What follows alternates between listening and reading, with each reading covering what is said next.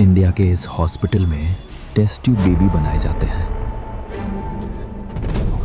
लेकिन क्या ये बच्चे कमजोर होते हैं? 4-5 महीने में मर जाते हैं।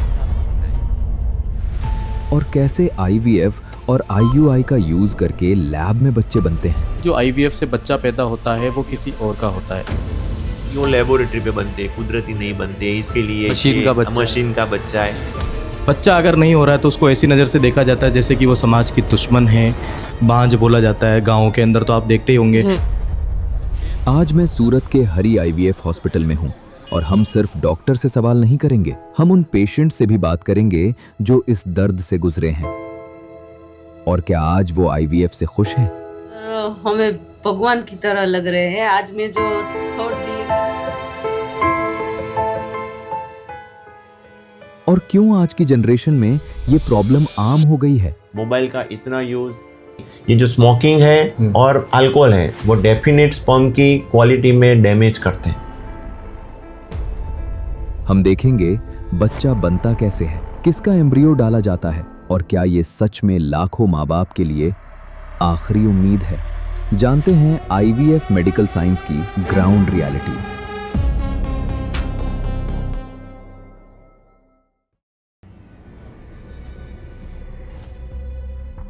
गांव और छोटे शहरों में अक्सर जब बच्चा नहीं होता तो लोग सबसे पहले इलाज नहीं टोटके ढूंढते हैं। कोई कहता है मंदिर जाओ, कोई कहता है किसी बाबा का आशीर्वाद लो, और कई कपल्स सालों तक इसी चक्कर में घूमते रहते हैं। बच्चा अगर नहीं हो रहा है तो उसको ऐसी नज़र से देखा जाता है जैसे कि वो समाज की दुश्मन है, बांझ बोला जाता है। गाँव के अंदर तो आप देखते ही होंगे। फिर वो जगह जगह बाबाओं के चक्कर में फंस जाती है। 5 साल 10 साल 20 साल, मतलब 100 में से 20 से 30 लोग ऐसे होते हैं जो कोई ना कोई अंधश्रद्धा में, रॉन्ग बिलीफ में विश्वास करते हैं। जैसे या किसी ने कोई मंदिर में जाके मानता कर ली, या किसी ने कोई बाबा के साथ बोल दिया कि मैं 1 साल इसका कुछ करूंगा और मेरा बच्चा रुकेगा। इसमें क्या है कि आप बाबा के पास जा रहे हो तो हम ना नहीं बोल रहे, लेकिन साइंस के साथ भी थोड़ी थोड़ी आप ट्रीटमेंट करो। पेशेंट बोलते कि हमने अभी मानता रखी है तो 3-4 साल अभी नहीं करना है कुछ। फिर क्या वो एज जो उतनी हो जाती है तो फिर वो आगे चांसेस कम होता है। तो फिर सर क्यों बाबाओं के पास लोग इतना जाते हैं गाँव के अंदर? वो अपना सोशल और कल्चरल बिलीफ है इसके लिए। मान लो किसी दर्दी के दूर के चचेरे भाई को 10 साल किसी बाबा की मानता से बच्चा रुक गया और बाकी के सबको ऐसा लगता है कि हमें भी रुक जाएगा, और इसी की वजह से सब ऐसे मानता करते हैं और सब इसी में ही चलते हैं। ज़्यादातर औरतें किस परेशानी से परेशान होती है? बाबाओं के चक्कर से, या फिर नॉलेज नहीं था उसके चक्कर से, या क्या? पहले तो नॉलेज नहीं था तो उसके चक्कर में रहते, और फिर बाबा नहीं रहता है, लड़का चाहिए। वो पेशेंट हमारे सामने ही रोने पड़ते हैं कि ऐसे रोए कोई? हाँ, तभी हम उसको बोलते हैं कि आप पहली बार आए हो, आपके आंख में आंसू है, अब आप जाओगे तो खुशी के आंसू लेके जाओगे। 5 साल 10 साल 15 साल 20 साल लग्न जीवन के बिताने के बाद हमारे यहाँ पे आता है, और 3 से 4 महीने में उसको हम बच्चे वाले कर, किसी को 2 बच्चे रुक जाते हैं, लड़का लड़की, किसी को 2 लड़के रुक जाते हैं। तो मैं यही बताने जा रहा हूँ कि हम जो भी अपना विश्वास रखे कुदरत के ऊपर, किसी बाबा के ऊपर, या फिर कोई हमें अच्छा लगता है उसके ऊपर, वो अलग बात है। लेकिन यदि आप साइंस का सहारा लेते हो, डॉक्टर का सहारा लेते हो, अच्छी हॉस्पिटल में डॉक्टर की सलाह लेते हो, तो 100% प्रेगनेंसी इस जमाने में पॉसिबल है। हमारे यहाँ पे तो हमने देखा है और लोगों को 100% प्रेगनेंसी दी हुई। लेकिन सवाल अब भी वही है, क्या सच में प्रॉब्लम सिर्फ औरत में होती है? तो आपको क्या लगता है, सिर्फ कमी औरतों में होती है या मर्दों में भी होती है? दोनों में होती है। दोनों में होती है ना, बराबर है। तो फिर जो समाज है वो किस नज़र से औरतों को देखता है कि उनको इतनी बद्दुआएं सहन करनी पड़ती है उनको? मैं डॉक्टर की ओर से आपको इतना ही बताना चाहूँगा कि ये दोनों पक्ष से हो सकता है। पुरुष भी जवाबदार हो सकते हैं और लेडीज या स्त्री भी जवाबदार हो सकती है। अच्छा, ऐसे भी आते हैं जिनको मतलब पता करना हो कि लड़का है या लड़की है? आते हैं ना पेशेंट, ऐसे भी पेशेंट आते कि डॉक्टर हमें आगे लड़की है, हमें लड़का चाहिए। बाबा ने दवाइयाँ दी थी, कोई आयुर्वेदिक दी थी, कोई खिलाया था कि उससे आपका लड़का होगा, ऐसा। पर ऐसा नहीं रहता। वो तो क्या भाई, लड़का आने वाला होता तो लड़का ही आता है। नेचुरल प्रोसेस है। हाँ, नेचुरल प्रोसेस है। दुआ और दवा दोनों करना चाहिए, क्योंकि दवा भी कभी कभी काम नहीं करती और दुआ भी कभी कभी काम नहीं करती, इसलिए दोनों साथ में करे तो ही अच्छा है। हो जाता है, ऐसा नहीं कि नहीं होता है। ठीक है, सब सारवार होती है, अलग अलग ट्रीटमेंट आती है, IVF आता है, IUI आता है। IVF और IUI जैसे ट्रीटमेंट्स असल में कैसे काम करते हैं?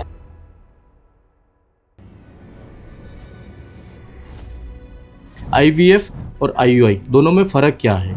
IVF एक ऐसी तकनीक है जिसमें पुरुष और स्त्री के बीच हम बाहर लेबोरेटरी में लेते हैं और उसमें से बाहर ही गर्भ बनाते हैं, और वो जो भी गर्भ बनता है उसको कुछ दिनों के बाद स्त्री का वातावरण अच्छा करके उसके यूट्रस या तो गर्भाशय की थैली में रखने के बाद वही गर्भ उसी के यूट्रस में गर्भ की थैली में बड़ा होता है और पूरा बच्चा बनता है।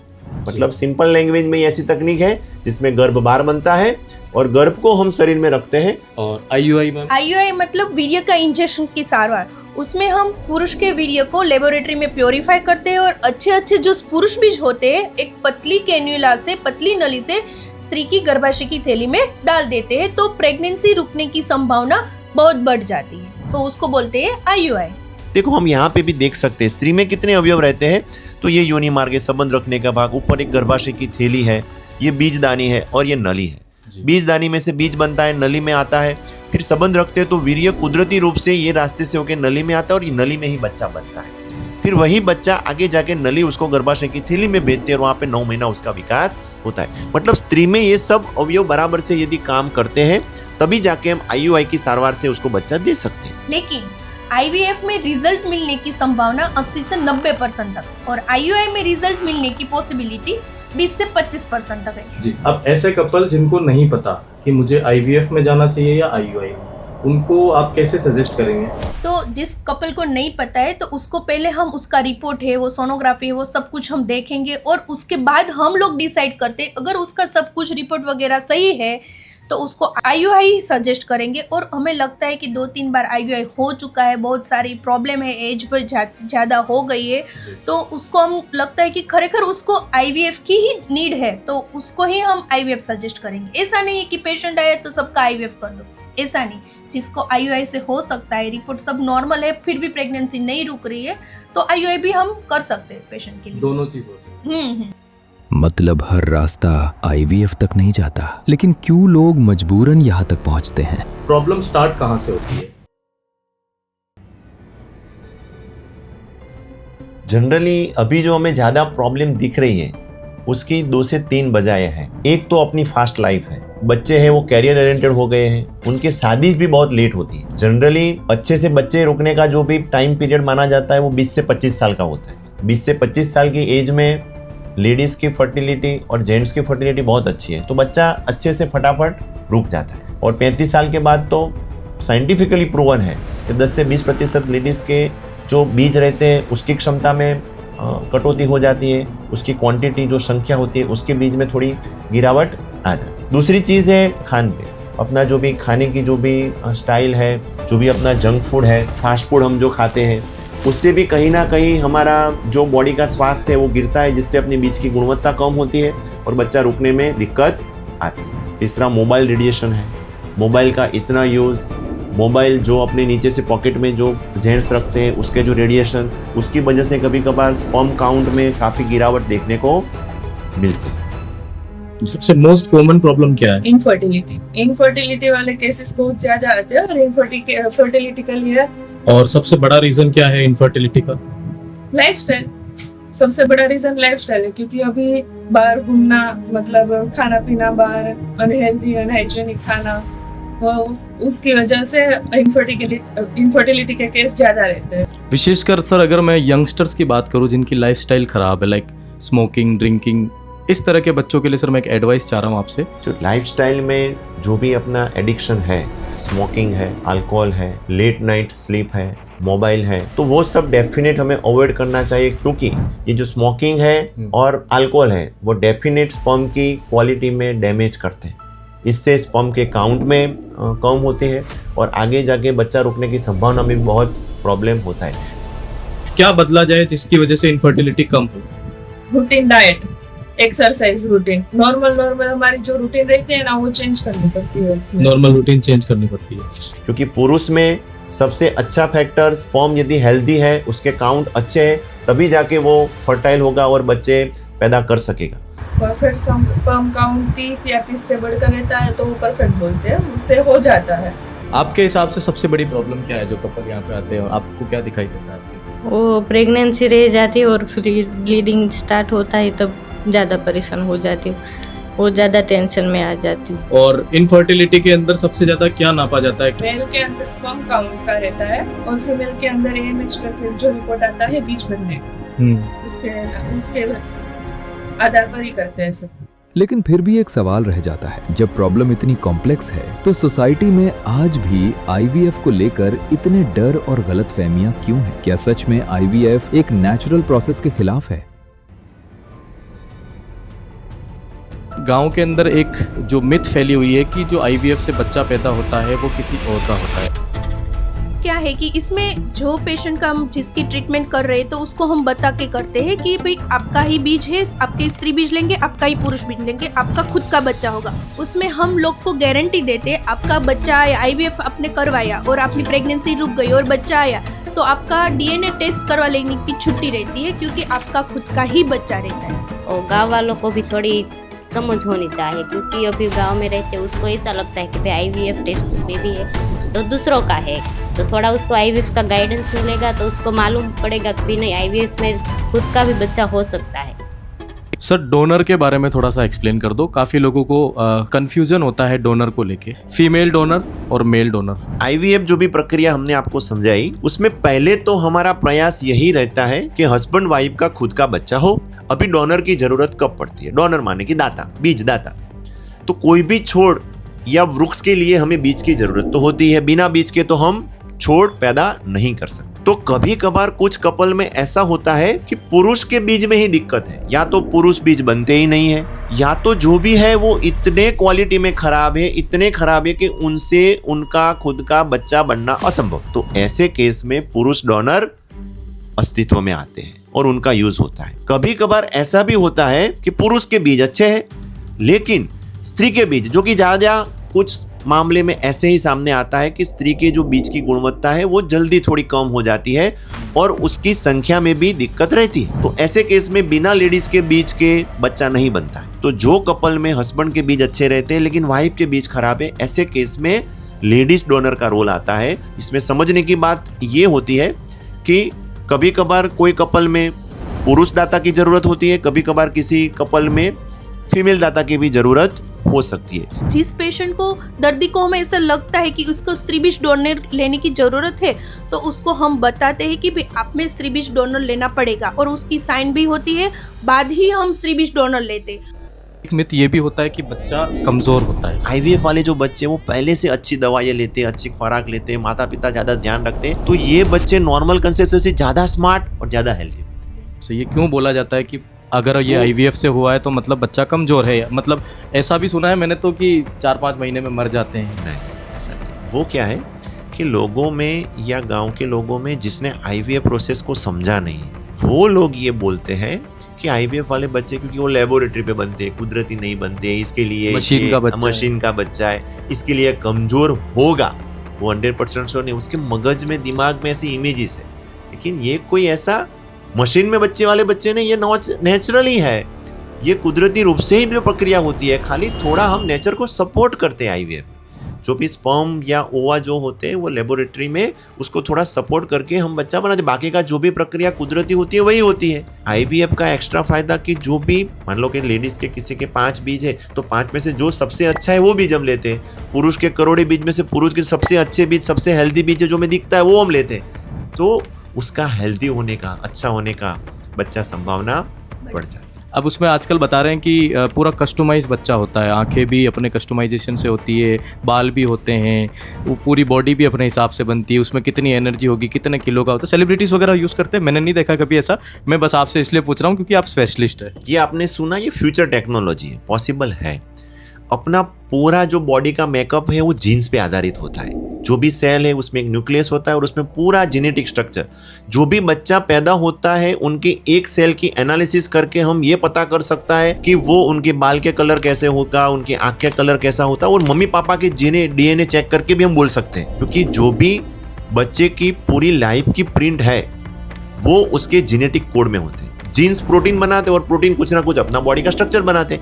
इसीलिए इतने सारे 7 अरब की वस्ती में भी किसी के बाल के कलर है डार्क है, किसी के ब्राउन है, किसी की आंखें नीली है, किसी की ब्राउन है, सब अलग अलग है। वो सब जीन्स पे है और जीन्स का कोडिंग हमें कंप्यूटर पे वो एनालिसिस करके हम देख सकते हैं।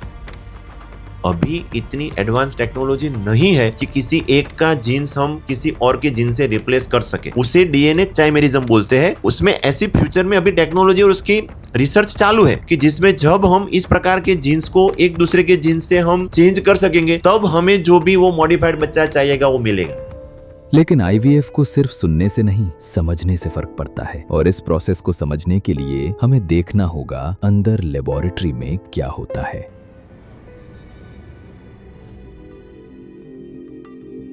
यहीं से शुरू होती है एक नई उम्मीद की कहानी।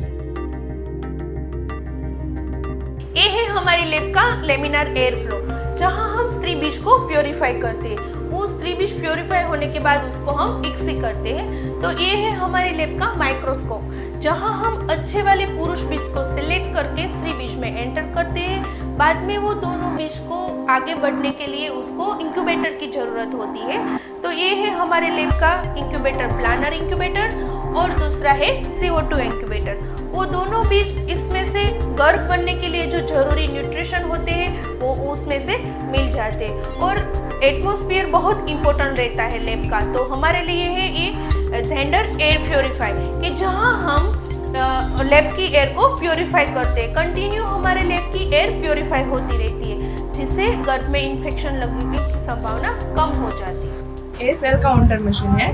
इसमें जो कंप्लीट ब्लड काउंट बोलते हैं उसको, तो उसमें जो ब्लड का टका कितना रहता है वो है, सबका सेल्स के टका कितना रहता है वो सब रहता है। इसमें सेल काउंटर बोलते हैं इसको। हर स्टेप बहुत केयरफुली किया जाता है, लेकिन फिर भी हर अटेम्प्ट सक्सेसफुल हो ये जरूरी नहीं। और जब एक अटेम्प्ट फेल होता है तो सिर्फ एक मेडिकल प्रोसेस नहीं, एक कपल की उम्मीद भी टूटने लगती है। सवाल फिर वही रह जाता है, इस उम्मीद की असली कीमत क्या है?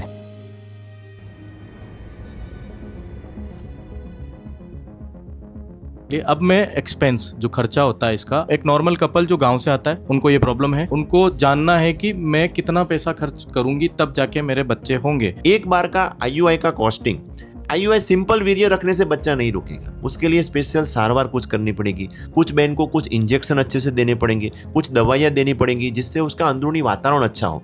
हमारे यहाँ पे 10 से 12 हज़ार में मैक्स टू मैक्स एक बार का IUI का काम हो जाता है। एक बार में प्रेगनेंसी नहीं रुकती। IUI 3 से 4 बार तो मिनिमम करवाना चाहिए। मतलब कुल मिला के 40 से 50 हज़ार का खर्चा यदि मान के चले तो 50% अपना चांसेस है कि IUI की सारवार से भी बच्चा रुक जाए। क्योंकि IVF में पूरा बच्चा ही बार बनता है, पूरा गर्भ ही बार बनता है। उसका जो टेक्नोलॉजी है, उसकी जो सारवार है वो अलग ही रहेगी।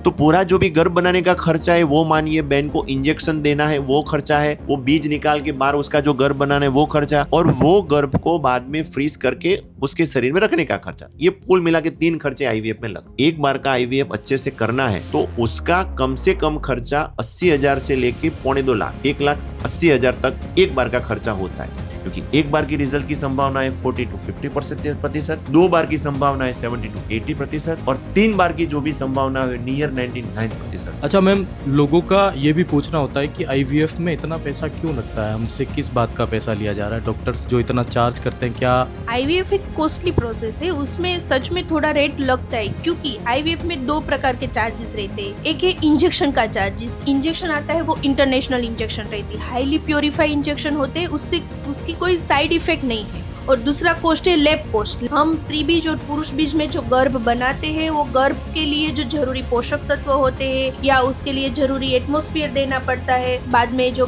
गर्भ बनते हैं उसको फ्रीज करना पड़ता है फिर से जीवंत करके। और तीसरा कॉस्ट है मेडिसिन कॉस्ट। तो IVF की प्रोसेस में क्या होता है कि थोड़ा बहुत हार्मोन्स होता है जो बाहर से हमें इंजेक्शन या दवाई के रूप में देना पड़ता है, इसलिए वो कॉस्टिंग भी ज्यादा रहता है। गरीब लोग भी आते हैं, गांव से आते हैं, वो तो आते हैं तो पहले आते ही ये बोलते हैं कि डॉक्टर हमारे पास पैसा नहीं है इतना, हमारी सारवार करवानी है, हम कैसे करें सारवार, पैसा ही नहीं। तो डॉक्टर बोलते हैं कोई बात नहीं, हो जाएगा, आप एक बार धीरे धीरे ट्राई करो, हम कर देंगे।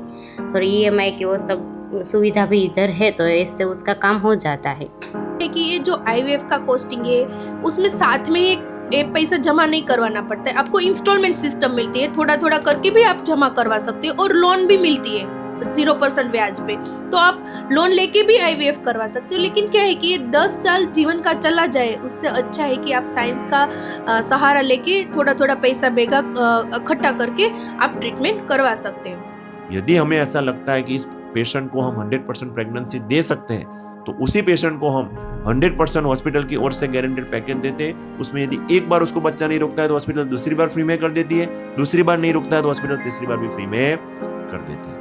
हमारी शादी को 8 साल हो चुके थे। इन 8 सालों में हमने कई क्लिनिक्स में ट्रीटमेंट करवाया, IUI और IVF भी कई बार कराया, लेकिन हर बार हमें निराशा ही मिली। फिर हमने यहाँ ट्रीटमेंट शुरू किया और आज 9 साल बाद हम माता पिता बने हैं।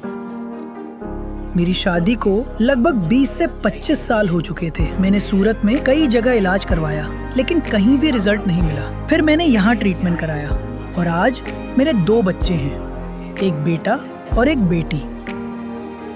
फर्स्ट बार तो हर जगह हम जाते हैं तो अलग अलग हमें एक्सपीरियंस होते हैं, लेकिन फर्स्ट बार जो फर्स्ट मीटिंग सर के साथ की, हमें फर्स्ट कंसल्ट लिया था, वो हमें 3 महीने में रिजल्ट मिल गया था। मेरा तो मैं क्या कहूँ सर, हमें भगवान की तरह लग रहे हैं। आज में जो 3rd डिलीवरी है मेरी। हम वडोदरा से यहाँ हरी हॉस्पिटल में ट्रीटमेंट लेने के लिए आते थे। यहाँ डॉक्टर ने हमें बहुत अच्छी तरह से ट्रीटमेंट दी और आखिरकार हमें रिजल्ट मिला। जन्माष्टमी के दिन हमारे घर बेटे का जन्म हुआ और हमारा परिवार पूरा हो गया। इसके लिए हम डॉक्टर साहब के दिल से बहुत बहुत आभारी हैं।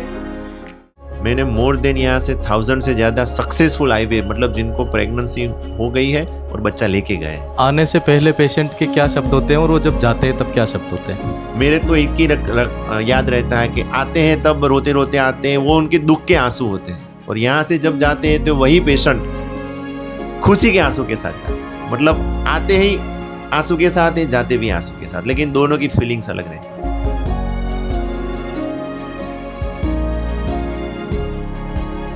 हमारा प्रकाश भाई एक ही मोटो है कि यहाँ पे जो भी पेशेंट आए वो किसी भी दुख की वजह से आया है लेकिन हंसता हुआ जाए। हैप्पी फैमिली, हेल्दी फैमिली, यही हमारा मकसद है और इसी मकसद के साथ हम काम करते हैं। हर कहानी की शुरुआत अक्सर आंसुओं से होती है, लेकिन जब उम्मीद सच बन जाती है तो वही आंसू खुशी में बदल जाते हैं। इन बच्चों के पीछे सिर्फ एक मेडिकल प्रोसेस नहीं, सालों का इंतजार छुपा होता है।